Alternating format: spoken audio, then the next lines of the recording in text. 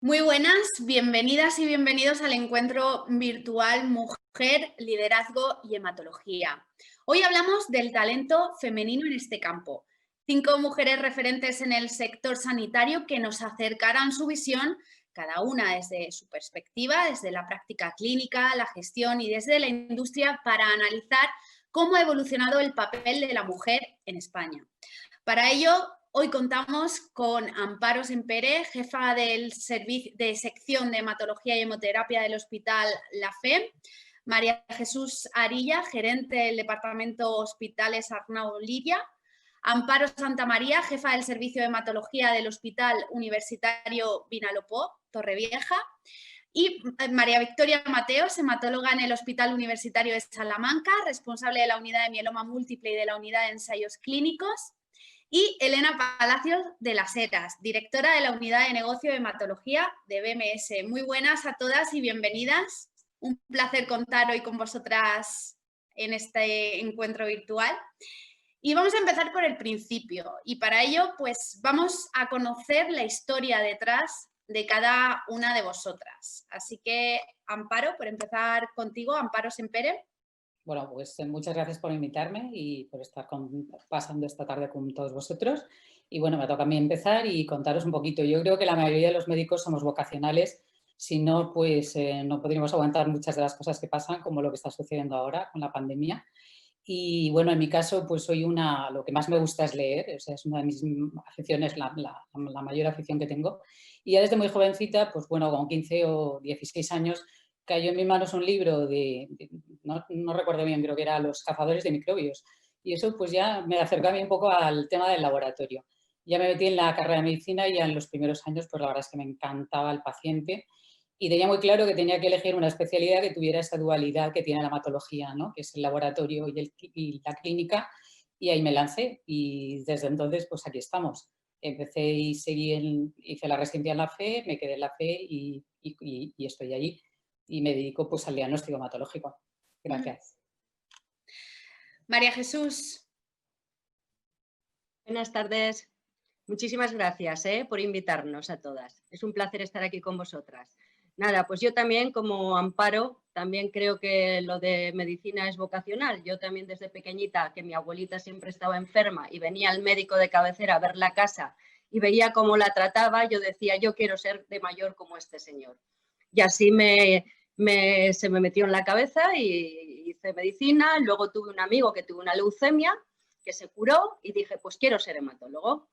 También tuve la suerte de sacar buena nota en el MIR, poder elegir la especialidad que me gustaba, y cuando acabé la residencia fui la primera promoción que se fue al paro directamente. Después de todas tus ilusiones, cogí la crisis de los 90 y me fui al paro directamente. Todas tus ilusiones se quedan un poco rotas y me contrataron en un hospital comarcal pequeñito de Valencia, que estaba a media hora de Valencia, y ahí desarrollé mi vida profesional durante 20 años, disfrutando cada día del trabajo que hacía, de este transversal que hace el hematólogo de pueblo, que digo yo, que igual diagnosticas una mastocitosis, que tratas un mieloma, que resuelves el problema del banco de sangre, que llevas el síndrome. Después de 20 años, una amiga me metió el gusanillo de lo de la gestión. Me dijo, Chusa, tú que que has llevado al laboratorio, que has visto, que has montado el hospital de día, ¿por qué no te vienes de una subdirección conmigo? Le dije yo, ¿por qué? Y me dice, mujer, tienes sentido común y tienes ganas de trabajar, te vienes conmigo. Y así fue. De un día para otro me planté en la dirección médica de la FE y de la dirección médica de la FE pasé a la gerencia del Arnau.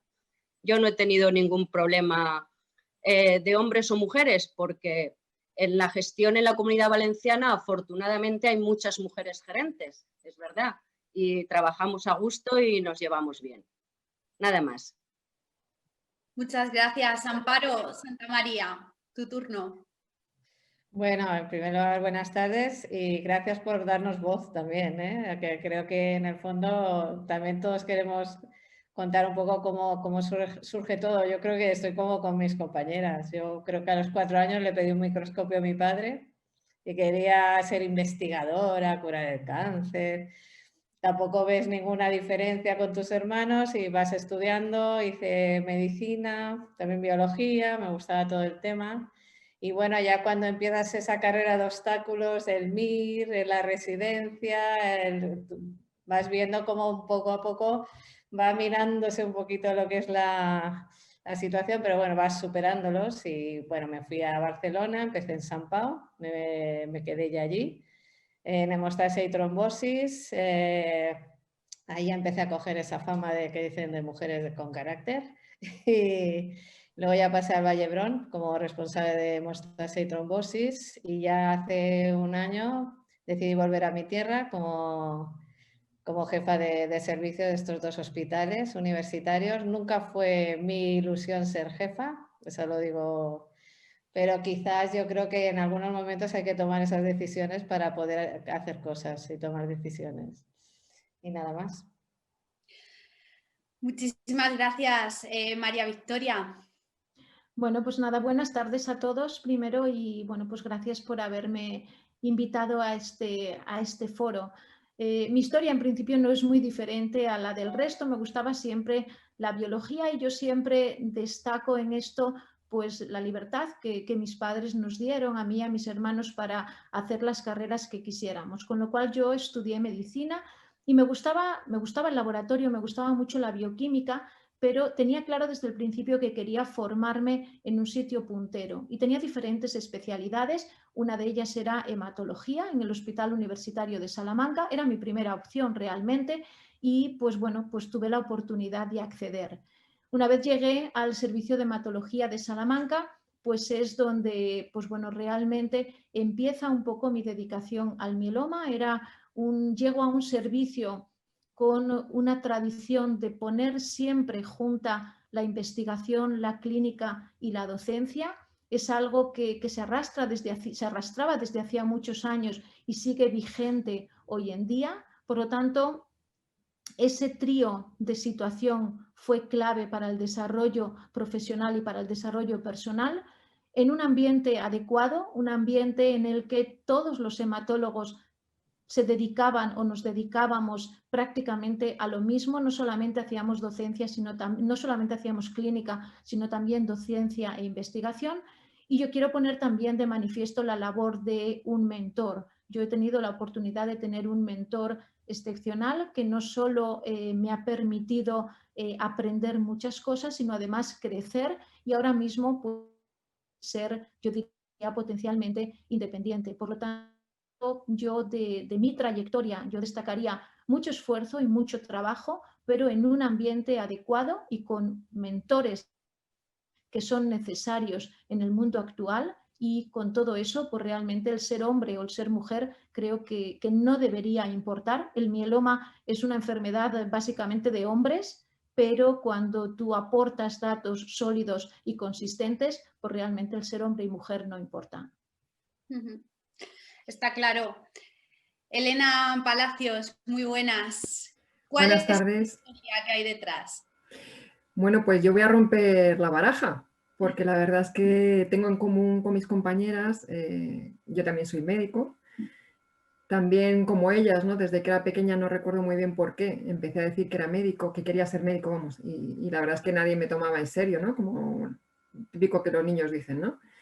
Pero la verdad es que ahí seguí con esa ilusión, hice la carrera de medicina y elegí la especialidad que quería hacer, que era medicina interna, y cuando acabó la carrera y acabó la especialidad, bueno, pues de estos reveses que te da la vida, ¿no? Y de repente me quedé con mis 2 hijos a cargo, muy chiquitines, y como bien decía una compañera también, ¿no? En plena crisis, que la verdad es que tengo que decir que 20 años más tarde, desgraciadamente, tampoco ha mejorado mucho el panorama, tengo que decir, y entonces en aquel momento pues tuve que tomar una derivada un poco diferente, ¿no? Y empecé a trabajar en la industria farmacéutica, cosa que si me hubiesen dicho al empezar la residencia me habría partido de risa realmente, porque era una médico muy clínica y me encantan los pacientes, ¿no?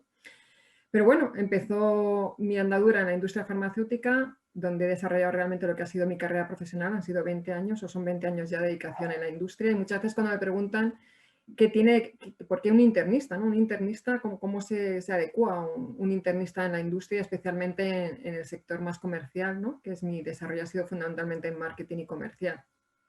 Y yo cuando he pensado sobre esto, digo, al final yo creo que es la estructura mental, ¿no? Que necesitas como médico, como internista, yo creo que todos los médicos, pero bueno, como internista para hacer un buen diagnóstico diferencial, pues lo haces con pacientes y también llevas esa estructura a hacer un diagnóstico diferencial de los mercados al final, ¿no? Y ayudar a desarrollar el posicionamiento estratégico de los fármacos y en fin.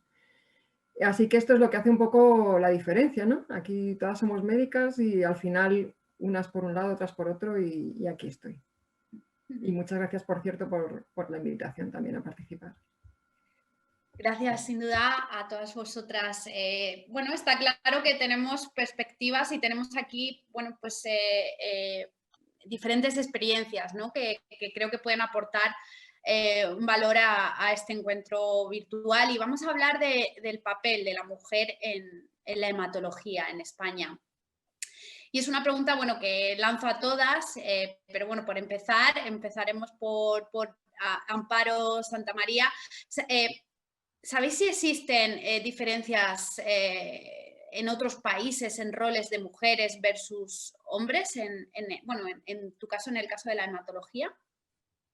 Bueno, básicamente, claro, depende que en hematología hay 4 especialidades para entenderlos. Sí que es verdad que cuando vas a los congresos vas muy sesgada a cada una de las especialidades, pero sí que es verdad que sigues viendo la misma fotografía, aunque sí que básicamente ver más hombres en como se llaman los manel, en vez de panel, se llaman manel, que lo vi en Twitter y aluciné, dije, ¿cómo que manel? Digo, ¿no hay womenel? O sea, realmente ves que los paneles, tanto en sociedades, tanto como en lo que es práctica clínica, sí que es verdad que hay más mujeres, obviamente, pero los puestos de poder de verdad, o sea, como decimos nosotros, los duros, no los soft, que les digo yo, mandos intermedios, en lo que hablamos de práctica clínica habitual, hay más hombres que mujeres. Y eso también lo demostré hace años en una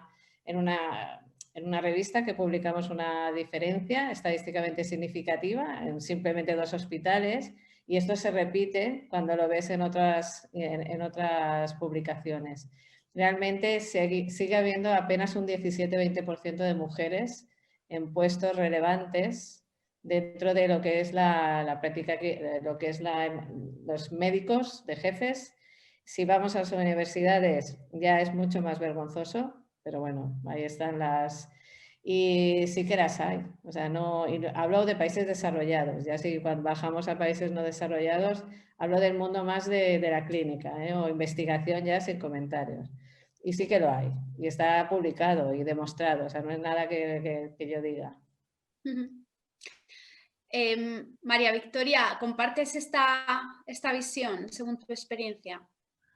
Bueno, pues sí que la comparto. Es cierto, yo no he sufrido ninguna discriminación por ser mujer y dedicarme a una enfermedad donde prácticamente siempre he estado con hombres, pero sí he de decir que formo parte de muchos comités científicos y boards de sociedades científicas a nivel general hematológica o a nivel más específico de la enfermedad a la que me dedico, y el manel es presente continuamente. Es decir, tú te vas a la Sociedad Internacional de Mieloma, que es relativamente de reciente creación, y todos son hombres. Te vas al Grupo Internacional de Trabajo de Mieloma y el año pasado yo recibí un award y lo sorprendente fue que era la primera mujer, pues a lo mejor no me acuerdo en cuánta historia, pero puede ser en 20, y todo hombres. Entonces, eso sí que es cierto. Y luego, pues también la mujer. Yo he de decir, he pertenecido también al comité científico, incluso al Executive Board de la Sociedad Europea de Hematología.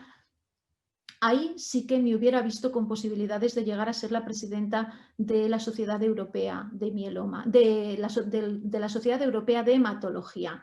Ahí no vi tanta discriminación. Ahí a lo mejor la barrera se la pone la mujer per se, yo me la puse, yo tenía la investigación en mieloma, la clínica, el hospital y la familia. Y entonces tuve que decidir y entonces dije, bueno, yo he llegado al comité ejecutivo, pero no quiero seguir avanzando a llegar a ser presidenta de la Sociedad Europea, que significaría tener una maleta a la puerta de mi casa durante 6 años para estar yendo de un sitio a otro todo el tiempo.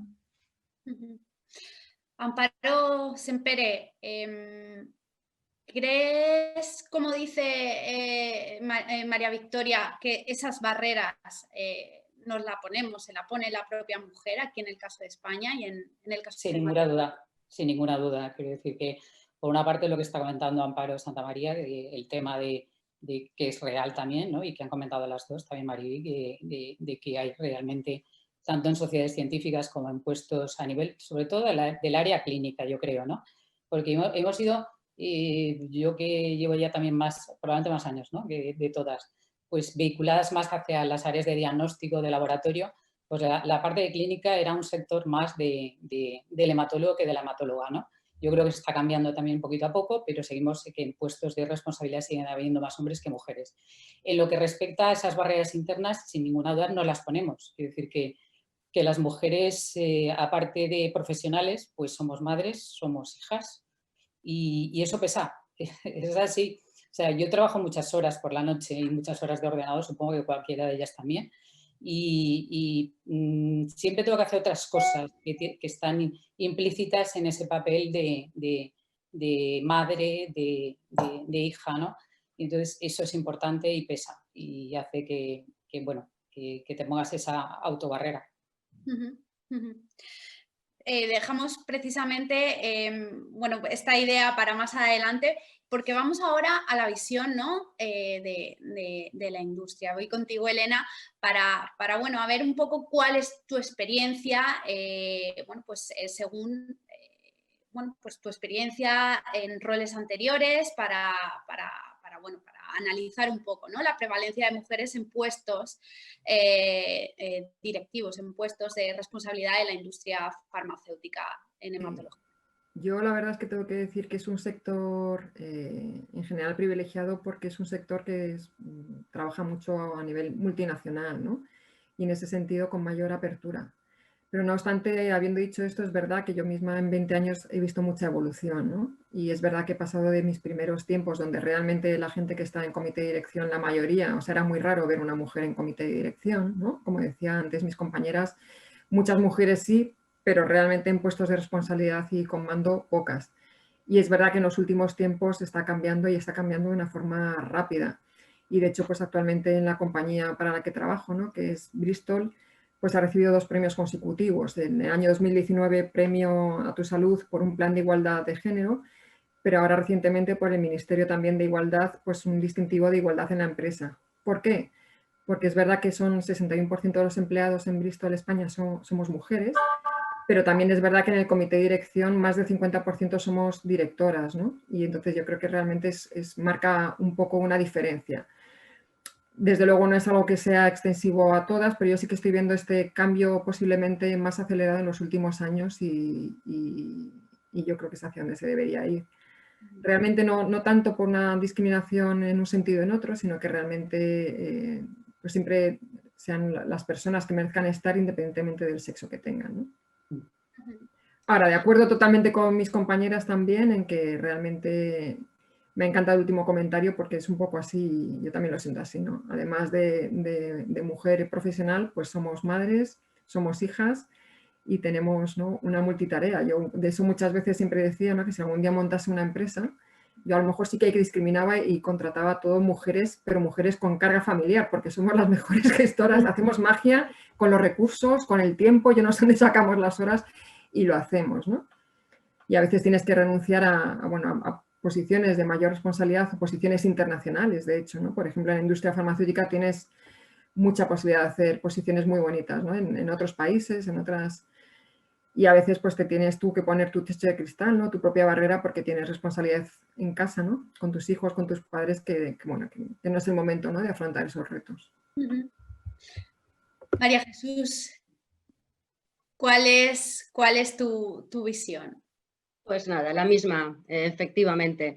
No solo tienes que renuncias a cargos en los que tengas que tener, como ha dicho Maribí, la maleta hecha cada día porque no quieres dejar solos ni a tus padres ni a tus hijos, renuncias a esos cargos de responsabilidad que te hacen viajar y, por otro lado, renuncias a tener vida personal o privada o otra cosa que no sea trabajar y criar. Renuncias a tener hobbies, renuncias a irte de vacaciones con tus amigos, porque tienes que sacar ese tiempo para hacer tu trabajo lo mejor posible. Eso es indiscutible. Las que estamos aquí sabemos a lo que hemos renunciado en esta vida para llegar a donde estamos. Está claro. Vamos a hablar ahora de liderazgo en la gestión de los equipos, ¿no? De la empatía, el empoderamiento. Elena, ¿cómo has vivido y cómo al final has aplicado tú en tu trabajo? ¿Qué es lo que has ido aprendiendo y cómo has ido evolucionando como líder? Pues mira, yo lo que siempre digo, y lo digo a la gente, en mi sector al menos, pues hay mucha gente que enseguida tiene, ¿no?, el objetivo de quieren llevar personas, ¿no? Enseguida eso es algo que yo escucho mucho, ¿no? Porque es que yo quiero llevar equipo. Y yo siempre les digo, no, pues ten cuidado con lo que pides porque a veces pues se te concede, ¿no? ¿Por qué digo esto? Porque al final la gestión de equipos es muy complicada, ¿no? Es fácil gestionar tiempo, relativamente fácil gestionar recursos económicos, pero gestionar personas, cada uno somos de nuestro padre y nuestra madre, como digo yo, ¿no? Y al final es lo más complicado. Y para muestra tenemos todas, por lo que escucha, hijos en casa, así que más o menos aplico lo mismo. Yo siempre lo que les digo a los que quieren ser jefes, ¿no? Yo digo que para mí, lejos de que el equipo esté a disposición del jefe, el jefe yo creo que es el que está a disposición del equipo, ¿no? Está para proporcionar las mejores condiciones de trabajo, para que la gente trabaje a gusto, para desarrollarles, y cuando haces eso realmente no hace falta que pidas porque la gente te lo devuelve por triplicado, ¿no? Entonces yo creo que la labor fundamental de un jefe es cuidar de su equipo. Y en ocasiones, bueno, pues si hay que ser asertivo o dar una dirección más concreta, fenomenal, pero sobre todo, yo creo que lejos del paradigma habitual, ¿no?, de un jefe en el que tiene el equipo a su servicio, yo lo veo un poco casi del otro lado, ¿no?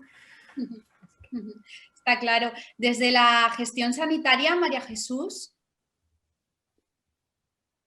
Pues es lo mismo, y más desde la gestión sanitaria de hospitales públicos en los que ni podemos despedir, ni podemos compensar en pagas extraordinarias, ni podemos nada, lo de la gestión de las personas es lo más importante. Y como bien dice Elena, pues nos convertimos los gestores en mediadores o facilitadores de este trabajo y de los medios que necesita nuestro personal para que trabajen lo mejor posible y así tengan más ganas de trabajar y trabajen mejor, ¿no? Al final yo me considero una facilitadora del trabajo de las personas que están en mi equipo. Y vamos ahora, ¿no?, a la visión, a la práctica clínica. Amparo Sempere, por empezar por ti. El micro. Las aportaciones que hemos hecho o que pensamos. Exacto. ¿Cómo lo ves? ¿Cómo ves bueno, pues, el contexto, ¿no?, dentro de la gestión de equipos y liderazgo? Bueno, yo pienso que, bueno, me sumo a lo que ha comentado María Jesús, ¿no?, y Elena. Yo creo que trabajar en equipo es una tarea muy en horizontal. Quiero decir que tienes que cuidar mucho de tu gente, tienes que saber dar las gracias. Yo creo que eso es fundamental, es importantísimo. Creo que las mujeres tenemos algo que, en general, no generalizar no siempre es bueno, pero yo creo que tenemos mucho de eso, de ser poco individualistas, ¿vale? Trabajamos más en común, trabajamos más en equipo. Y eso yo creo que es muy importante, ¿no?, de cara a temas de liderazgo y a temas de coordinación, ¿no? Entonces, bueno, estamos acostumbradas a manejar pues esas dos áreas que decíamos antes, ¿no?, de la profesional con la familiar y conciliarlas las dos. Entonces, eso suma para lo que estábamos diciendo, coordinación, equipo y liderazgo. Amparo Santamaría, ¿cómo has evolucionado para llegar? ¿Hasta dónde he llegado? Bueno, la verdad es que uno va pensando en todo lo que vamos diciendo y vemos cómo realmente vamos viviendo las mismas experiencias, cada una en su sector, Así es. Bueno, y la verdad es que el liderazgo, yo desde luego lo entiendo como estaban diciendo, más transversal, más horizontal, y lo que al final quieres, y eso rompo una lanza con las mujeres, a mí me decían, uy, vas a tener un equipo lleno de mujeres. ¡Wow! Era como, ¿no? Que se iban a pelear, que nos íbamos a tal. O sea, es unos estereotipos y yo digo, pues yo trabajo muy bien con mujeres, realmente es que me da igual, no veo ni A ni B, o sea, es buena persona, es buen trabajador y realmente ahí es donde yo creo que esa condición que nos ha dado la educación que tenemos, la manera de ser, también es biológico, tampoco vamos a decir que es diferente, nos da una visión de equipo diferente, igual que cuando uno está en casa y tiene hijos, hijas, perros y gatos.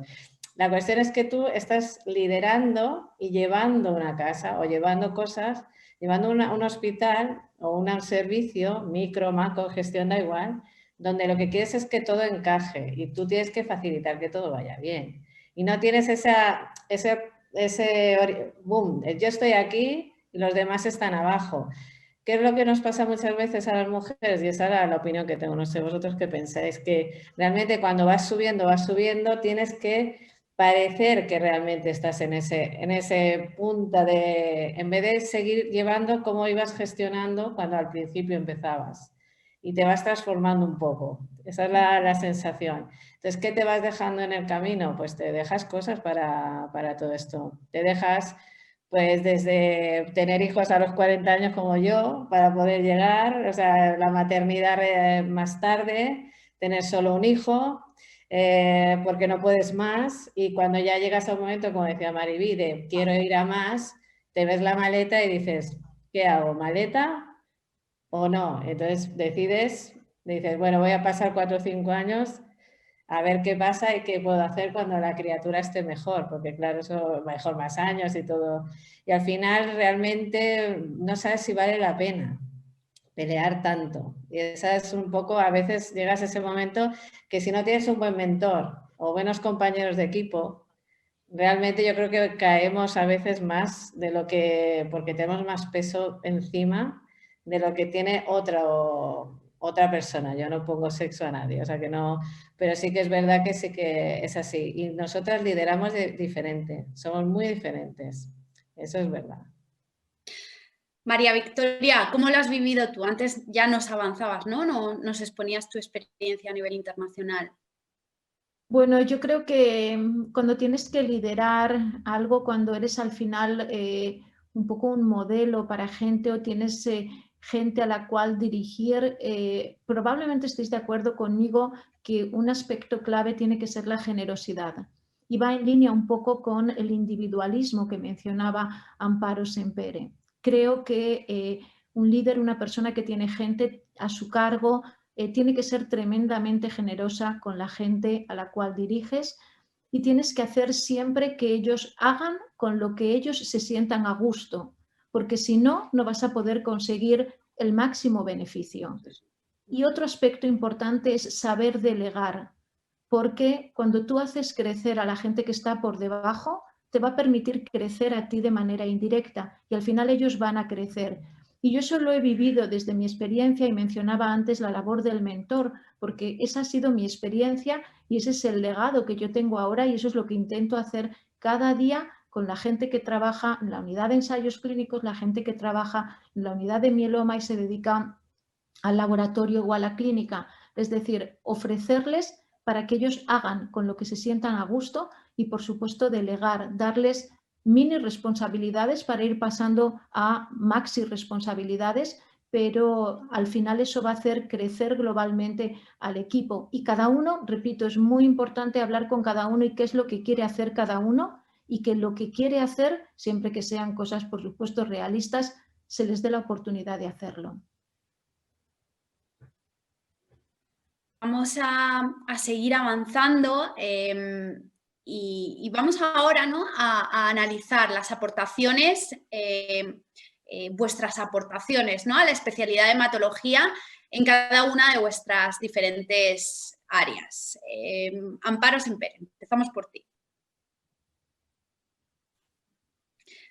El micro. Perdona. Bueno, empiezo yo otra vez. Yo cuando acabé la residencia tenía muy claro que me tenía que ir fuera de España. Y entonces sí que he sido un hematólogo, una hematóloga, que en concreto pues, fue la primera que se fue de la Comunidad Valenciana, ¿no? Me fui 6 meses fuera, me fui al extranjero. Para mí eso era un reto que me lo tenía que plantear y que lo hice. Y después, pues bueno, han continuado muchos residentes, tanto hombres como mujeres, y me siento encantada, ¿no?, que hayan seguido esa pauta. Luego, de cara a lo que ha sido la tarea profesional, pues bueno, yo me dediqué ya desde un principio, ya precisamente por esa estancia en la que me fui a hacer diagnóstico, sobre todo, pues al tema de diagnóstico hematológico, ¿no? Entonces, desde entonces, de acabo la residencia, hago diagnóstico y encima me meto en una parcela encima más pequeñita dentro del área de la hematología, que es lo que se llama la citometría de flujo, que intenta poner apellidos a las enfermedades hematológicas, sobre todo a las neoplasias, a las leucemias. Y en ese caso, pues bueno, también de verdad somos un mini sector, un mini campo dentro de lo que es la sociedad de hematología. Llevamos en los últimos años pues intentando hacer visible esa parcela y lo hemos conseguido, ayudada pues por un grupo de gente maravillosa, un equipo estupendo de citometristas que son socios de la Sociedad Española de Hematología. Pues desde hace un año justo en estos momentos somos oficiales, somos un grupo de trabajo y bueno, yo creo que eso ha sido genial de cara a la gente que hace lo mismo que hago yo, porque siempre te has sentido muy solo, ¿vale? Muy autodidacta. Nos conocemos todos a nivel nacional, pero esto ha significado pues eso, el intentar que cada uno desde su hospital, desde su laboratorio, pues mejore su situación, mejore sus alternativas, sus herramientas de trabajo y no se sienta tan solo, que eso es importante de cara a tu trabajo y tu día a día. Y poco más. Amparo Santamaría. Bueno, pues yo básicamente empecé y me dediqué toda la vida hasta ahora a lo que era la hemostasia y trombosis. Y empecé en un mundo liderado y totalmente lleno de hombres, no hay nada que... Y me acuerdo que mi mentor me dijo, yo le hablaba y digo, ¿qué tema puedo meterme que no haya nadie? ¿No? Porque era como... Y me metí en el tema de mujeres y niños, de trombosis, porque es verdad que las mujeres en edad fértil y en otras edades tienen enfermedades trombóticas y de sangrado es diferente, igual que los niños también es diferente, y entonces me metí en ese tema de investigación y un poco me diferencié un poco de era como la que le gustaban a las mujeres y los niños, ¿no? Y como que me dejaron ahí a estar. Y luego ya cuando pasé a ser responsable de la sección en Vallebrón, la verdad es que allí ya empecé a entrar en en otros temas como el cáncer, trombosis, o otros temas más difíciles, ¿no? Como dirían los que se dedican. Pero es verdad que luego ya, cuando ya estaba allí, decidí dar un salto y dedicarme un poquito. Hice un máster en gestión, pero por tenerlo, ¿eh? No, y cuando me ofrecieron la posibilidad de ir a Alicante y poder gestionar aquí 2 hospitales, dije, bueno, ¿por qué no? Es una experiencia más, la hemostasia es una cosa que ya conozco a nivel internacional, ya me conocen, ya he viajado, ya he hecho, un poco vas haciendo los topes donde tú quieres ir llegando. Digo, ¿y por qué no podemos cambiar cositas, no? Vamos a, en vez de solamente en el mundo de la... Y allí sí que es verdad que aquí, cuando justo vine en plena pandemia, o sea, estupendo, o sea, para llevar el primer servicio yo a tope, digo... Y es verdad que tuvimos que gestionar todo el tema de la pandemia. Yo, que era en otras cosas no tenía ni idea, pues tuve que gestionar banco de sangre, diagnóstico, oncohemato. Entonces ahí sí que, bueno, pues todo lo que tenía lo implementé. Y ahora creo que el campo donde me estoy poniendo más y que creo que la mujer debería arrancar antes de que nos pillen, sería el de la digitalización de la medicina. Poco porque por ahí podemos hacer cambios bonitos y que nos ayuden a nosotras a desarrollarnos en ese sentido. María Victoria, desde la práctica clínica y desde la investigación, ¿cuál es esa aportación al campo de la hematología? Bueno, pues mi aportación prácticamente desde que empecé la residencia en hematología en Salamanca era muy clásico el que según llegaras te asignaran un tema de tesis, que era otra de las cosas que era la primera vía para incorporarte a la investigación. Y bueno, pues mi tema de tesis fue en biología molecular del mieloma, entonces un poco ese fue mi punto de partida en el mieloma. con lo que han comentado María Jesús y Elena, cuando yo terminé la residencia, que fue un poquito más tarde, la situación laboral tampoco era muy buena, fundamentalmente si te querías quedar alrededor de donde habías terminado la residencia, y coincide en mi caso un punto de inflexión importante, y es que empiezan los ensayos clínicos, empiezan o en hematología y en concreto en el mieloma, empiezan a aparecer nuevos fármacos y empiezan a llegar ensayos clínicos al servicio. Y yo me hago cargo de los ensayos clínicos, pero al principio desde el punto de vista más bajo de Data Manager para recoger los datos de los pacientes y ver a los pacientes, bueno, pues por supuesto no en las consultas, es decir, y eso pues realmente cuando lo tuve que hacer era algo, a mí me gustaba, pero era algo que no me correspondía por haber acabado la especialidad en hematología, ser doctora en medicina y trabajabas de Data Manager. Bueno, al final otro aspecto clave que creo que probablemente nos una a todos sea la humildad. Y a lo mejor un hombre con un ego tremendo hubiera cerrado la puerta y se hubiera ido de allí porque esto no era para mí. Pero bueno, yo decidí sacar pues positivo de lo que podía no ser tan positivo. Y realmente me permitió aprender muchísimo y pues bueno, ir creciendo. Por supuesto, ahora pues creo que tenemos como 10 data managers en el servicio, con enfermeras, con auxiliares y bueno, pues yo las coordino. De ahí pasó obviamente a llegar fármacos nuevos al mieloma y al mismo tiempo que actuaba de data manager empezar a hacer los primeros ensayos clínicos dentro del grupo español de mieloma con estos fármacos nuevos. Entonces, bueno, pues eso ha sido fundamentalmente mi vía de desarrollo, ofrecer fármacos nuevos a los pacientes con mieloma, inicialmente a través del Grupo Español de Mieloma, también a nivel internacional, pues coordinar ensayos clínicos que al final, pues bueno, afortunadamente algunos han contribuido a cambiar la práctica y la clínica y el manejo de los pacientes con esta enfermedad. Y un poco esa ha sido, pues, básicamente mi aportación. Por supuesto, es un continuo porque, pues bueno, el mieloma es una enfermedad donde están apareciendo muchísimos fármacos, por lo tanto, el compromiso continúa ahí y, bueno, pues es un poco mi aportación y mi granito de arena a la hematología. Y desde la investigación a la gestión, vamos con la gerencia. María Jesús. El micro, María Jesús. Ahora, desde el punto de vista de la gestión, realmente, pues mira, un poco lo que ha contado Amparo Santamaría. Al final somos, como he dicho antes, facilitadores o mediadores. Pues hemos pasado de hacer reformas en espacio para que el laboratorio de biología molecular, que ahora está en plena expansión, pues podamos así conseguir rentabilizar recursos, ¿no? Que sirva igual para que esa biología molecular ayude a hematología como a la biopsia líquida y intentar que cualquier fármaco que llega, que tienes que hacer contratos, que si de riesgo compartido, que si hablas con la industria, pues lo mismo, facilitar esos contratos para que llegue el fármaco lo antes posible y con la menos burocracia posible, precisamente por ser hematóloga y haberme peleado con los gerentes para que me concedieran el uso compasivo de un fármaco, ahora me resulta como mucho más, comprendo mucho mejor al que está ahí peleándose para darle lo último al paciente y darle una última esperanza, ¿no? Que al final es lo que les das. Realmente en gestión tampoco puedes hacer mucho más por la especialidad, pero sí que tengo la visión global.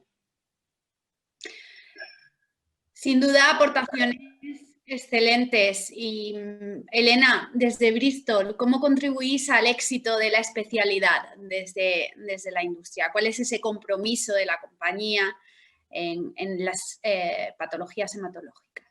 Pues la verdad es que como recién incorporada a Bristol, ¿no? Representando una gran compañía, ¿no? De trayectoria en hematología que Mariví conoce muy bien, y posiblemente también, que es Celgene, con la incorporación de Celgene a Bristol, pues mucho compromiso, ¿no? Y realmente pues poner el granito de arena no es exclusivo, por supuesto, de Bristol, sino de, yo creo que, pues de muchas compañías, ¿no? que están poniendo el granito de arena para que realmente se produzcan estos ensayos clínicos, que yo creo que es la mejor forma de que la ciencia avance, ¿no? Y siempre me gusta, ¿no? Cuando vas a los congresos, porque al final pues todo comunicador, Mariví, cualquiera, ¿no? Al final siempre termina dando las gracias realmente a los que son los protagonistas, que son los pacientes, ¿no? Entonces yo creo que es un orgullo trabajar en este sector, que es muy desconocido por el público en general, por esta parte, ¿no? O sea, invierten mucha parte en Bristol en concreto, pues es hasta el 20-25% de lo que de la facturación en ventas se invierte en I+D al final, ¿no? Y sigue con orgullo el dar el apoyo a estos grupos cooperativos de los que, como tengo mucha trayectoria también en mieloma, desde luego doy fe, ¿no?, que Mariví es uno de los principales ponentes. Tenemos la suerte de tener este grupo cooperativo en España, mieloma, que es puntero a nivel internacional, y de esta forma contribuir. Otra forma de contribuir es un poco más allá de lo que es la promoción habitual y comercial, ¿no?, y apostar por iniciativas que están un poco más allá de lo que es el fármaco en sí. Y al final son servicios que se ponen, valga la redundancia, al servicio de hacer sostenible el sistema.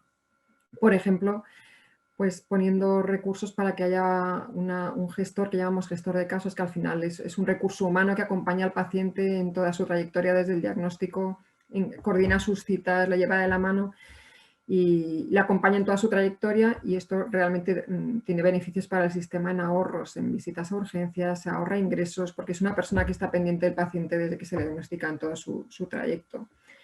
O también la gestión, ahora que no, en esta coyuntura COVID, la atención domiciliaria integral también, ¿no?, el ser capaz de, pues de realmente hacer una medicina, como decía la compañera, ¿no?, un poco más evolucionarla, un poco forzada por la coyuntura, hacer una medicina más telemática y en donde sea posible ahorrar esas visitas al hospital, incluso tomar muestras en casa. Y finalmente, pues dando mucho valor, si hablábamos de los pacientes, dando mucho valor a mis compañeros, aunque sea desde el otro lado, ¿no?, a los compañeros médicos, ¿no?, y realmente hacer una visita, ¿no?, lo más profesional posible, y siempre con el lema de máximo respeto y mínima disrupción, ¿no? Esto significa cuando vas a ver a un cliente en el territorio y ese cliente ese día, por lo que sea, está muy ocupado y no te puede recibir, no forzar, ¿no?, respetar al máximo. Y en una coyuntura como este año, ¿no?, del COVID, pues ese es un poco el lema de la compañía: máximo respeto por el profesional sanitario y mínima disrupción. O sea, lo mínimo indispensable si necesita algo al servicio, pero respetando mucho, ¿no? Son tiempos muy duros, donde mucha gente está duplicando, trabaja en la especialidad y trabaja además ayudando a los internistas, a mis compañeros con el COVID, y yo creo que cuidando eso, ¿no? Visitas profesionales y mucho respeto al clínico. En definitiva, cada una, ¿no?, desde su perspectiva. Hablabais de las aportaciones y no deja de ser aportaciones que van a que guardan, ¿no?, el compromiso de cambiar la vida de los pacientes y de mejorar la vida de los pacientes. Y no podemos dejar no podemos, y además lo adelantabas tú, Elena, de pasar por alto la pandemia de la COVID. ¿A qué retos os habéis enfrentado desde vuestros puestos en los últimos meses? ¿A qué retos se han enfrentado, ¿no?, las mujeres líderes en hematología? Amparo Santamaría. Si quieres empiezo yo, así no le toca a Amparo, se espere.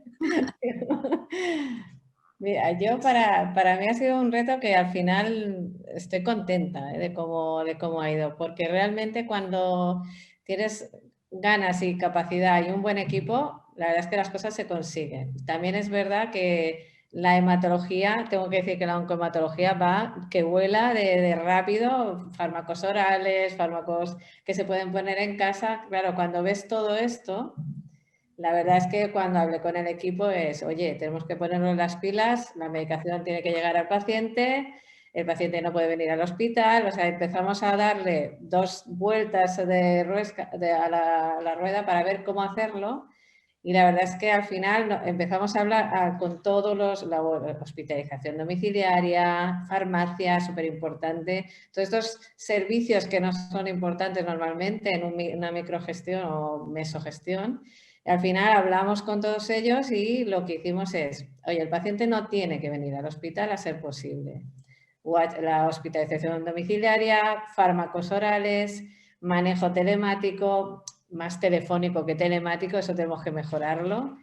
Y luego, pues, intentar llegar a todos. O sea, era un momento en el que no podías dejar a un paciente porque no pudiese venir al hospital.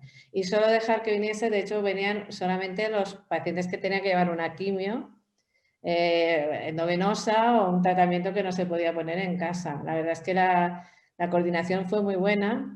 Tengo que decir que mi equipo, por cierto, de mujeres menos uno, perfecto, o sea, no, y todos la verdad es que trabajamos muy bien. A mí lo que me dio la sensación es que yo ya había trabajado con cosas telemáticas y lo que vimos es que teníamos que empezar esa transformación en el tema de lo que es la manera de ver la medicina en general. Y ya la hematología también, hay cosas que sí y otras que no. Y un poco hablando de lo que hablaba antes Elena, yo quería dar una lanza a favor también, porque a la industria se la tiene muy endemoniada. O sea, y al final los que hacen líderes de opinión muchas veces son ellos.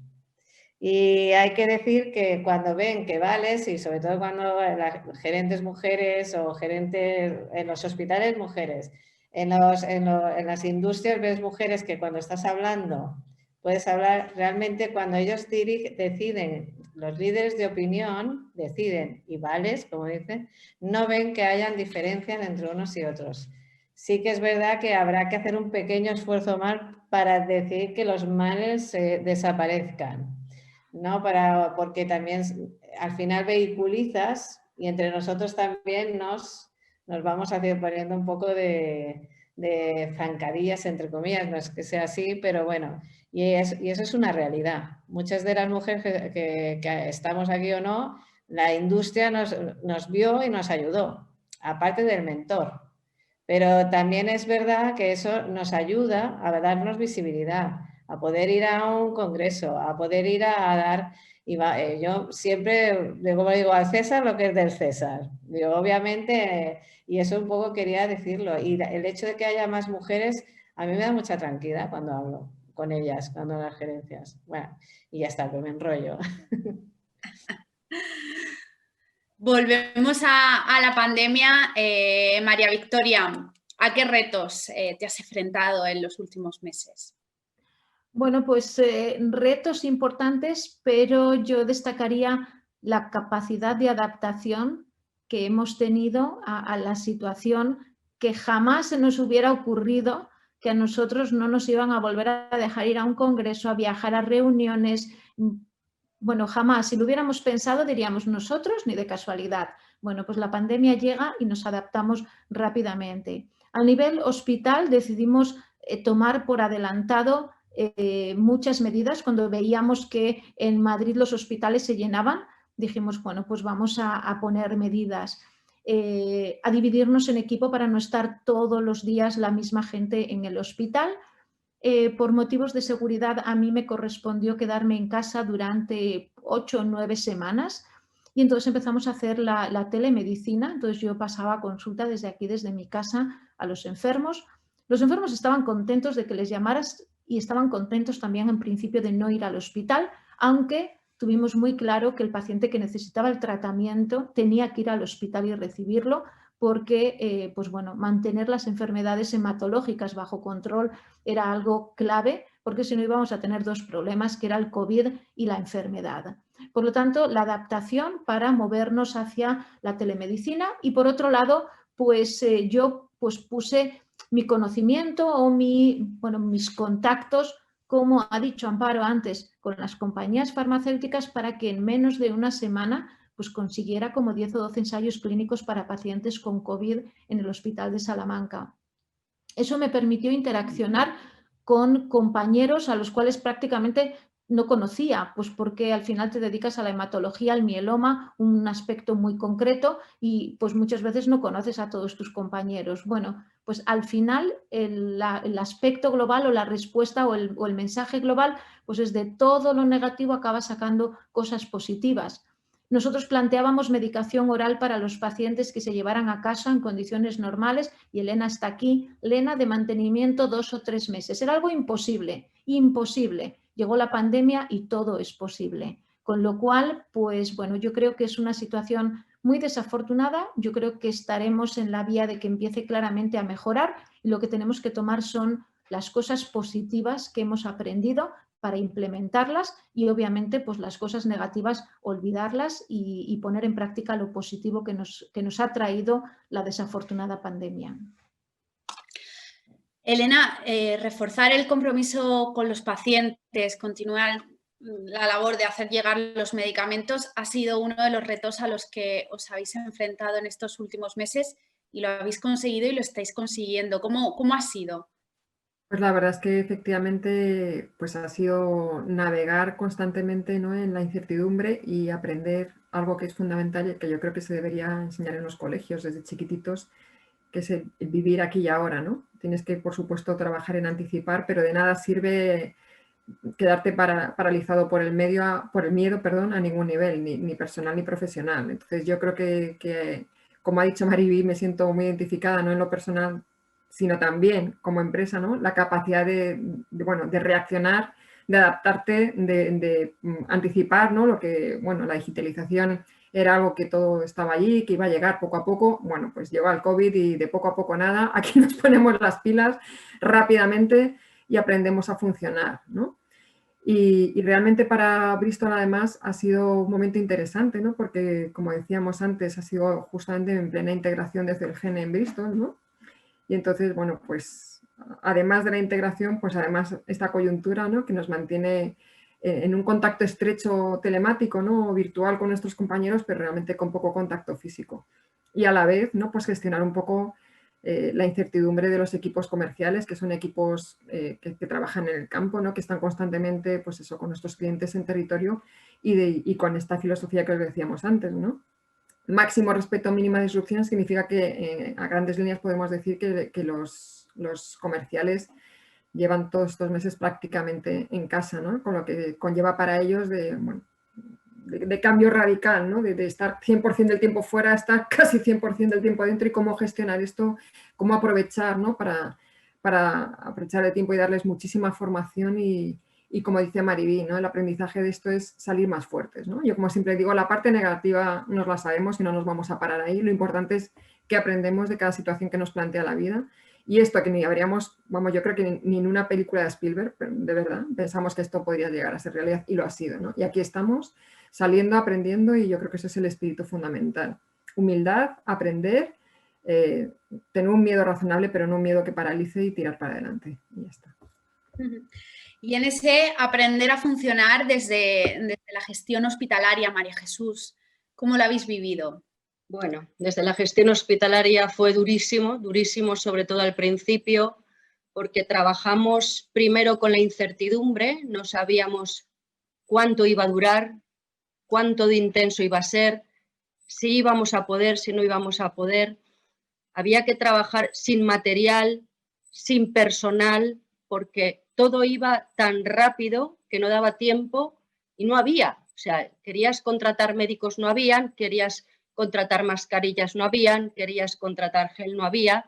Era la lucha de mañana, qué no va a haber, o mañana con qué vamos a trabajar. Conseguir que la gente dominara el miedo porque tampoco sabían con qué estábamos conviviendo, y la gente tenía mucho miedo a entrar en esas habitaciones con los pacientes con COVID. Ha sido duro entender e intentar que la gente entendiera que había que seguir adelante, que había que adaptarse. Se han adaptado, se transformaron circuitos físicos del hospital en limpios y sucios, se transformaron los equipos, la gente dejó de operar, de hacer lo que hace habitualmente para hacer otro trabajo que no está acostumbrado, con lo cual también era un sobreesfuerzo para todos, pero la gente lo hizo. La verdad es que con todo lo duro que fue, ha sido impresionante la capacidad de las personas de adaptarnos, de salir adelante, de vencer el miedo, de vencer la incertidumbre, y creo que no lo hemos hecho demasiado mal, aunque muchas veces se criticaba mucho a España, se nos ha puesto muy verde, sobre todo en la primera ola. No lo hemos hecho mal, al contrario, creo que mejor no se ha podido hacer con los medios que hemos tenido. Amparo, el diagnóstico hematológico es una de las secciones clave, ¿no?, en la especialidad. ¿A qué retos os habéis enfrentado?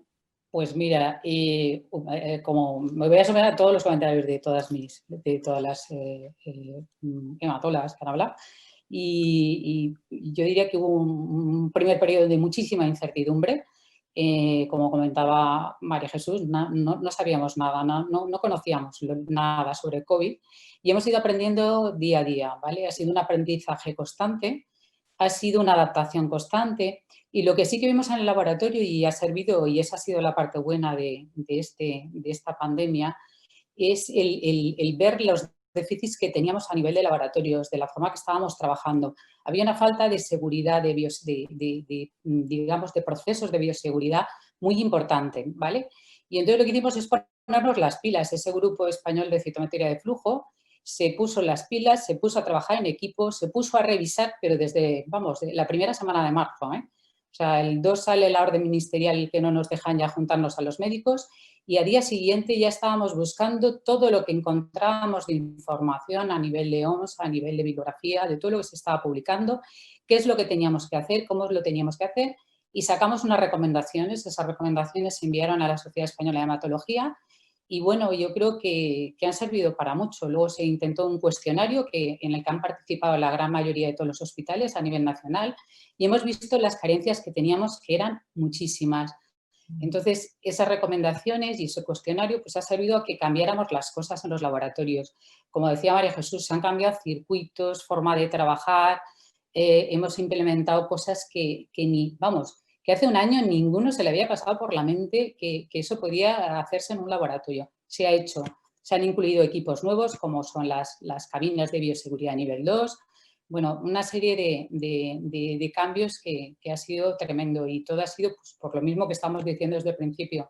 Muchísimo trabajo en equipo, mucha capacidad de adaptación por parte de todos y bueno, pues ya día a día pues viendo lo que estaba pasando, ¿no? De que precisamente por esa dualidad de la hematología, que es la parte clínica y la parte de laboratorio, pues los que estábamos en el laboratorio veíamos como la parte clínica pues caía con PCRs positivas, con cuarentenas y por detrás se le apoyaba pues con lo que se podía y hemos sido pues yo que he visto en la FE, un equipo muy integrado, ¿vale? Entre lo que es laboratorio y lo que ha sido la clínica. Sin duda todas las experiencias que muestran, ¿no? que hemos tenido que volver a aprender, volver a funcionar por completo y se puede decir que los retos se van consiguiendo y que bueno, pues poco a poco, entre todos y gracias a la labor que desempeñáis, ¿no? Pues se va avanzando. Vamos ahora a hablar de la transferencia del conocimiento. A ver si podemos trazar un poco, ¿no? El mapa de cómo ha ido cambiando el perfil del profesional, de las profesionales de hematología.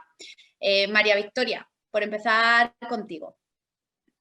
Bueno, la transferencia del conocimiento, pues yo diría que, al menos desde mi perspectiva, está por un lado la docencia, cuando yo creo que todas trabajamos en hospitales universitarios y siempre tenemos estudiantes a nuestro cargo y creo que es clave pues hacer una transferencia del conocimiento, hacerles caso, ellos van a ser el futuro y ellos entonces, si nosotros hacemos una buena docencia a los estudiantes, son tremendamente agradecidos con poco caso que les hagas y bueno, pues esa para mí sería la primera vía de transferencia del conocimiento. Y la segunda vía, y creo que es importante en hematología, creo que somos una especialidad donde lo aplicamos bastante a rajatabla, es el generar conocimiento. Es decir, no simplemente digerir el conocimiento que otros generan, sino ser la capacidad de generarlo nosotros. Desde el laboratorio, desde la clínica, creo que es muy importante a un nivel básico analizar lo que cada uno hace con sus pacientes para ver si reproduce lo que se hace a nivel europeo o a nivel mundial e intentar siempre generar esa idea de publicar, de generar conocimiento y que eso te va a dar visibilidad y que te va a hacer ser mucho más crítico con lo que tú estás haciendo e implantar potenciales puntos de mejora. Por lo tanto, para mí, el hematólogo creo que es una especialidad donde aplicamos bastante bien el que no solo tenemos que ser digestores de conocimientos, sino generarlo y creo que España está a un buen nivel en cuanto a generar conocimiento y transmitirlo a la gente. Elena. Sí, estaba escuchando a Mariby totalmente de acuerdo, ¿no? Yo creo que si hay algo que realmente, yo creo que es buenísimo y que nutre es compartir experiencias en los dos sentidos. Yo creo que es muy bueno rodearse siempre de gente joven que te aportan un montón, y yo creo que esa mezcla de la gente joven que aporta a la gente más senior y la gente senior que aporta a la joven, ¿no? Y yo de hecho estoy muy contenta porque en Bristol existe, ¿no?, una plataforma que se llama CLIMB, como escalar en inglés, vamos a decir, que está muy enfocada a dar apoyo a los millennials. Sabéis que en el sector de la industria farmacéutica tenemos siempre mucha gente joven que se incorpora, que son, para mí, son fundamentales, son banco de talento, ¿no? Y entonces tener esa oportunidad de mezclar, ¿no?, ese cruce de los mundos, ¿no? Es como tener ahora mis hijos, ¿no?, que más o menos son millennials también, ¿no? Tenerlos en la empresa y esa transferencia, ¿no?, ellos te aportan y tú les aportas mucho, ¿no?, también. Y luego una cosa que es fundamental, ¿no?, que yo siempre intento transmitir a la gente, ¿no?, que no se pierdan en la ambición, ¿no?, en pensar en el objetivo finalista, ¿no?, que la gente aprenda a disfrutar. Mi recomendación es que siempre disfruten en el camino, que parece que es algo manido, pero que es tan real, y que yo creo que cada uno encuentre su motivación, sea la que sea. Y si tu motivación es aprender, que es una motivación muy sana, sobre todo que no tengas esa prisa, ¿no?, que disfrutes el camino, que aprendas lo más posible, que varíes, que abras tu mente, ¿no?, y que tengas la posibilidad de interactuar con diferentes personas, roles y puestos de trabajo, ¿no? Para mí es mi principal recomendación. María Jesús, ¿cómo ha cambiado ese perfil del profesional? A ver, no, yo estoy completamente de acuerdo con Mariby y con Elena. Creo que desde el punto de vista de la gestión, pues nuestra principal idea hoy en día, cuando pase la pandemia, retomaremos todo lo mejor que podamos. Pues mira, nada más llegar, lo que hemos estado es establecer alianzas con fundaciones de investigación para potenciar justo la investigación, a lo mejor un hospital más de perfil comarcal como es en el que yo estoy de gerente. Y no solo eso, sino además hemos solicitado a la Comisión Nacional de Especialidades un aumento de residentes de todas las especialidades que no teníamos, por ejemplo, ni de interna, ni de trauma, ni de UCI. Ya este año tenemos residentes de estas especialidades. Es decir, que no, yo también, desde el punto de vista de la gestión, me parece fundamental la transferencia, la adquisición y compartir nuestros conocimientos desde todos los puntos de vista y a todos los niveles. Amparo Sempere. Yo creo que ya lo han dicho todo, ya está todo completo, pero es verdad, es la importancia de la transferencia de cara a lo que son los residentes, lo que son los estudiantes de medicina es fundamental. Pero yo voy a añadir una cosita más, tal vez porque estoy en el área de laboratorio y que en estos últimos años hemos implementado en lo que ha sido la FE, y ha sido también la de estudiantes de otras áreas, pues incluso biotecnólogos, bioquímicos, farmacéuticos, que han hecho sus trabajos de máster, que han hecho sus trabajos fin de grados en el laboratorio y que nos han hecho también una visión muy multidisciplinar, ¿no?, de gente que no estaban en la hematología, pero que se han integrado en equipos de hematología. Yo creo que eso es importante también. O sea, es una cosa que vamos a ver cada vez más, y el hecho de que en esos equipos de hematología pues van a haber gentes de otras especialidades, de todas áreas, que van a colaborar y que van a formar parte de esos equipos, sobre todo en lo que es en el área de diagnóstico, y que es muy importante y tiene un papel muy, muy fundamental de cara al desarrollo de estas áreas. Amparo Santamaría, por cerrar la ronda contigo. A mí me gustaría añadir a todo lo que han dicho, es que también está el papel de divulgador. Los hematólogos no nos vendemos nada, esa es la realidad. No saben que existimos, no saben qué hacemos. Yo tengo gente que me dice, ¿pero a qué te dedicas exactamente? Es como, y yo creo que el médico también es un divulgador. Esto de la pandemia, de las cosas que me ha gustado mucho, por fin lo he visto. Por fin he visto médicos hablando en programas de televisión que los conozco, y yo dije, no, hombre, por fin, en vez de estar viendo otra cosa, mejor o peor, pues como digo yo, la gente coge lo que aprende, más o menos. Pero sí que he visto que el médico está cambiando su manera. Oye, tenemos que enseñar a la gente lo que hacemos. O sea, no es solamente que vienen a nosotros y nos ven con la bata, sino que realmente podemos enseñar, podemos dar conocimiento, podemos divulgar, podemos enseñar.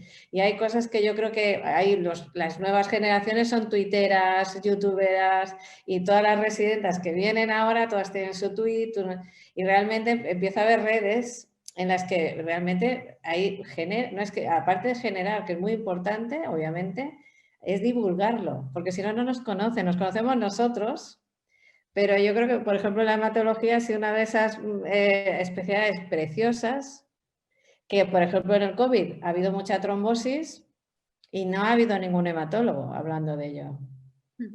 Porque a lo mejor el internista, el neumólogo, yo decía, pero ¿dónde está el hematólogo? Que tenemos formación durante toda la residencia para hablar de hemostasia y trombosis, porque ni siquiera saben, creo que estamos por aquí, ¿no? Yo creo que esa parte también la tenemos que interiorizar y también, aunque sea por redes sociales o como sea, modernizarnos un poquito. Está claro que la ausencia de mujeres en puestos de responsabilidad en sanidad exigen de la adopción de medidas que cierren esa brecha. Por eso a mí me gustaría terminar este encuentro virtual con un mensaje inspirador hacia las más jóvenes. Pues un poco desde vuestra visión, desde vuestra perspectiva, ¿qué consejos le daríais, les dais a las generaciones que vienen? María Victoria. Pues yo un poco como he empezado, esfuerzo, humildad, ambiente adecuado y tener buenos mentores. Elena. Pues yo para las nuevas generaciones lo que desearía es que con muchísimo trabajo, ¿no? Como yo creo que todas las que estamos aquí, pero que realmente no pierdan su femenino, ¿no? ¿Y por qué estoy diciendo esto? Porque a veces a medida que vas cogiendo más responsabilidad y ahora el mundo está cambiando, pero en nuestros orígenes eran mundos muy de hombres, ¿no? Pues has tenido que generar ese carácter, un poco por hacerte, ¿no? Respetar. Y a mí me gustaría pensar en un mundo próximo en el que las mujeres estén empoderadas y puedan llegar a estas posiciones de responsabilidad manteniendo su diferencia, siendo mujer, ¿no? Y yo creo que es perfecto que haya hombres, que haya mujeres. Como he dicho al principio, yo creo que lo mejor que puede pasar, y sueño con ello, ya que soy también madre de chico y de chica, ¿no? Es que en el futuro pues las posiciones sean para quien las merecen, da igual el género y da igual cualquier otra característica, ¿no? Los mejores profesionales. Y sobre todo eso, con muchísima humildad, coincido con Maribí, como he dicho antes, ¿no? que el camino se hace y que disfruten del camino y que más aspiración de pensar en posiciones y todas estas cosas, que la gente trabaje bien, y cuando uno trabaja mucho y trabaja bien, al final los resultados llegan. María Jesús. Pues nada, solo añadir a la humildad y a la generosidad el tú puedes. El que se crean que pueden, que no se queden ahí, no, es que no voy a poder, no, es que mis hijos, no, es que mi pareja, no, tú puedes, ese es el mensaje.